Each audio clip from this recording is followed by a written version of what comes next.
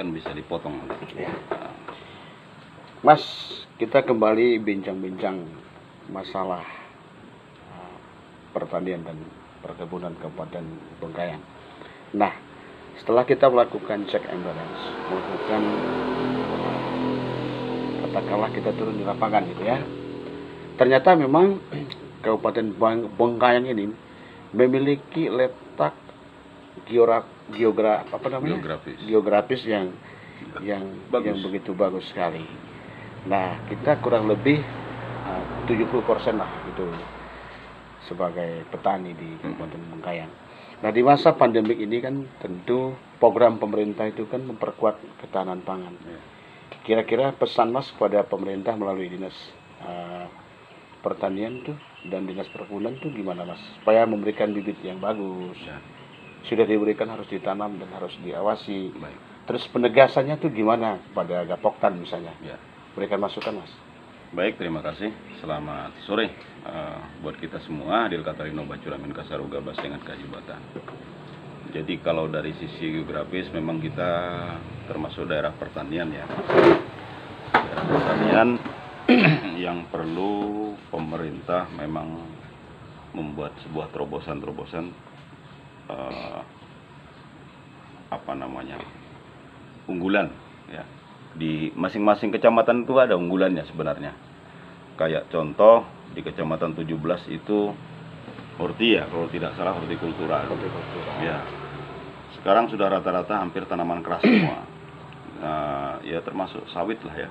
Sawit. Jadi kita sudah kehilangan jati diri, produksi apa terbesar gitu dulu jagung apa. Sekarang sudah mungkin gabah atau palawija yang terbesar.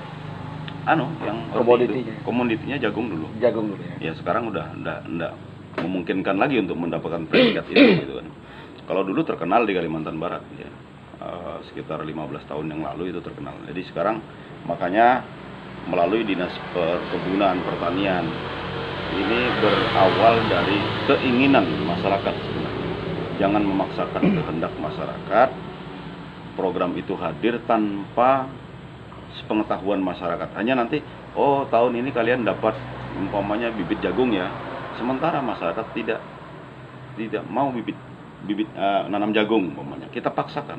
Itu gagal nantinya. Begitu juga dengan peternakan umpamanya sapi. Hanya mungkin 2 orang saja yang kepingin sapi, tapi di kelompok tani itu kan ada 25 orang biasanya itu. 25 orang sampai 20 sampai 25 orang. Nah, itu semuanya tidak hobi piara sapi. Jadi kalau kita paksakan dia harus mendapatkan sapi, ya hanya 2 orang itu yang berhasil. Saya bertanya, ada nggak dari Dinas Pertanian untuk memberikan bibit seperti padi atau jagung bahkan pisang tuh? Ada nggak kira-kira? Programnya ada dulu. Yang tahun 2020. 2020 saya tidak tahu ya, tidak tahu datanya. Tapi kalau ada pun, maka tadi itu saya katakan tadi, saya garis bawahi itu harus sesuai dengan keinginan masyarakat. Keinginan masyarakat. Contoh keinginan masyarakat itu apa sih? Melalui permintaan. Permintaan tuh modelnya macam mana? Ya proposal. Kan gitu. Proposal. Jadi proposal tahun, pokoknya mintanya tahun 2000 sekarang nih ya, 2021 kan proposalnya harus masuknya 2020 atau 2019 atau 2020. Kalau dia tidak tertampung di anggaran 2020 berarti 2021 kan gitu. Nah, itu baru maunya masyarakat umpamanya karet. Ya tinggal pemerintah memfasilitasi bibit karet. Nah, terus umpamanya maunya masyarakat menanam sawit, ya kita berikan sawit kan gitu. Jadi apa keinginan mereka, insya Allah berhasil. Tapi kalau kita memaksakan kehendak mereka, orang minta bibit sawit kok dikasih bibit pisang umpamanya, ya tanam entah-entahan ya. Ini pesan Mas, pesan Anda kepada Gapok. Biasanya kan Gapoknya ini di setiap kabupaten itu ada minimal 10 atau sampai 20 Gapoktan. Ada. Terus terkadang kan ketua kelompoknya ini kan tidak melakukan penelitian ketika diberikan bibit misalnya, bibit jagung atau padi atau pisang dan lain-lainnya.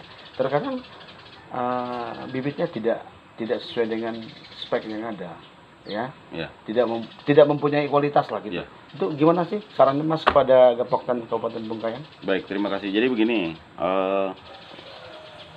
kurangnya komunikasi antara Gapoktan, terus Poktan, anggota ya.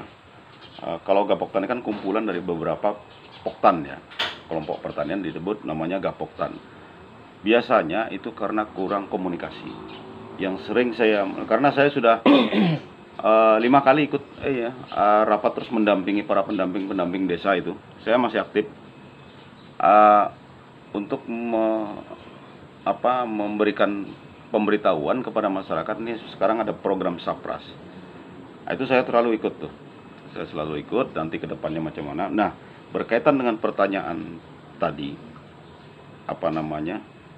tentang sertifikasi benih ya. Kalau di sawit saya paham. Kalau di sawit karet saya paham ya, karena itu jenjangnya panjang untuk mendapatkan sertifikasi, tapi benihnya tetap bagus. Begitu juga sawit. Sawit ini membelinya juga tidak langsung beli ke pabrik sekonyong-konyong gitu, nggak bisa. Jadi kita kalau memang untuk melayani masyarakat melalui programnya pemerintah, ya harus memberitahukan ke pemerintah gitu. Kira-kira di bidang pertanian ini, program Bupati sesuai dengan visi dan misi Bupati itu yang unggulan tuh di bidang pertanian itu apa Mas? Kira-kira bisa mendongkrak ekonomi kerakyatan ini melalui ketahanan pangan Kabupaten Bengkayang. Ya, jadi pertanian itu kan ada wilayah-wilayah sendiri ya. Umpamanya pertanian bidang apa nih? Umpamanya padi. Padi juga ada wilayah-wilayah sendiri, padi gunung atau padi sawah kan gitu. Kalau gabah gitu ya. Padi gunung itu biasanya arah dari Serukam ke atas sini. Tapi kalau padi sawah itu larinya ke arah Sungai Duri, Sungai Raya ya. Nah, ini berkaitan dengan pengadaan benihnya ya, bijinya itu. Berkaitan dengan pengadaan bijinya itu juga tidak bisa sembarangan sebenarnya, karena itu ada sertifikasi benih ya. Kira-kira ada tidak diduga itu bantuan dari pemerintah kepada petani yang bibitnya tidak mempunyai sertifikasi, atau dari sisi kualitas dan kuantitasnya itu tidak ada nilainya gitu, sehingga tidak ditanam oleh masyarakat? Ada tidak temuan? Iya, mungkin bisa jadi ya. Tapi kalau pengetahuan saya gitu. Kalau jagung, padi, karet, karena ini sekarang pengawasannya ketat sekali. Pengawasannya ketat. Di luar daripada itu saya tidak tahu ya. Umpamanya pinang, terus pisang, nggak tahu sertifikasi benihnya dari mana. Tapi saya pikir mungkin sama lah ya. Tapi karena saya tidak terlalu mendalami itu, saya tidak paham. Nanti kalau saya menjelaskan ini, nanti seolah-olah saya tahu. Jadi kan sulit nanti menerima masyarakat, ujungnya saya mengadu kan.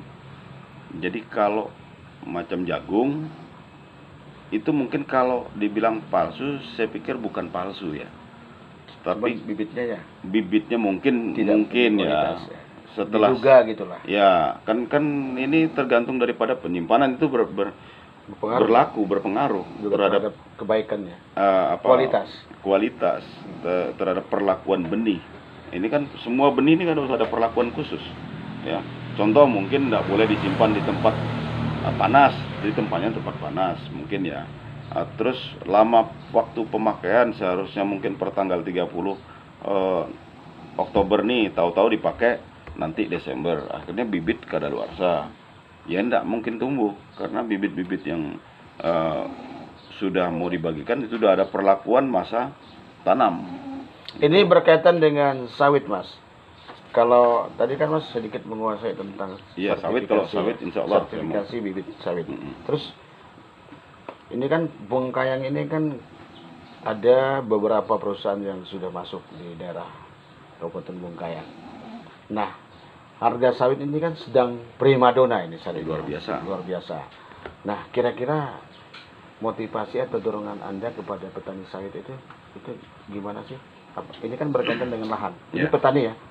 Nah, kalau masyarakat memberikan kepada perusahaan, otomatis kan kita tidak punya lahan lagi. Betul. Lahan, ya. Terus gimana nih Mas masukannya dengan Bupati? Bupati membatasi juga. Baik, ini kan ada program baru ya, sahabat-sahabat sekalian. kebetulan ini programnya program pemerintah, tapi duitnya bukan APBD dengan APBN. Ini program CSR. Kebetulan, alhamdulillah saya ikut menggiring dari awal. Dan sudah hampir 300 hektar yang saya sudah berikan ke dinas ya. Dinas perkebunan. Saya sudah berikan datanya semua. Ini program yang sangat baik. Karena apa? Di sisi lain mengurangi kecemburuan sosial antara perusahaan dengan orang yang punya lahan pribadi, ya. Karena ini diberi nanti cuma-cuma nanti.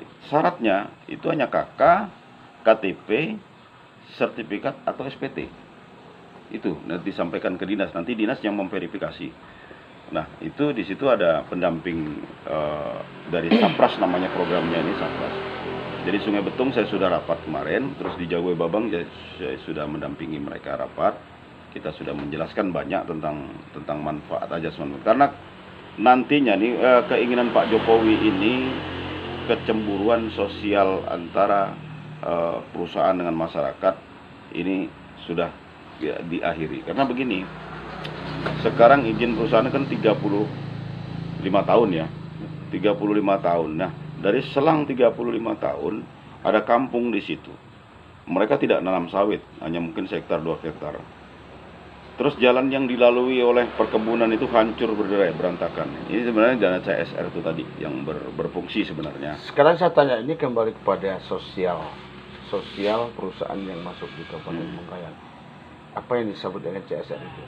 Apakah ini kemana sih CSR ini? Sementara kan kalau kita lihat jalan, jembatan itu hancur lebur tuh. Kemana sih uangnya itu, Mas? Jadi sebenarnya memang semua perusahaan ada CSR, Social and Responsibility. Artinya merespon apa sih kesenjangan sosial untuk mengatasi kesenjangan sosial di masyarakat.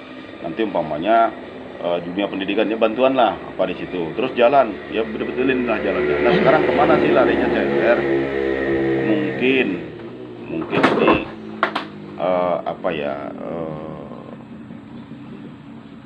mungkin pemerintah lah ya, pemerintah. Karena biasanya CSR nih enggak langsung ke si pemerintah, enggak. Dia langsung ke masyarakat itu. Tapi kan paling tidak pengawasan, penegasan itu untuk CSR itu kan pemerintah kan? Oh iya, tetap pengawasan tetap, karena dia bekerja di lingkungan wilayah di mana dia bekerja. Disitulah peran DPRD, peran pemerintah ketika ada hal-hal yang ganjal di mata kebijakannya ya. Oke, ini terakhir Mas. Jika ada perusahaan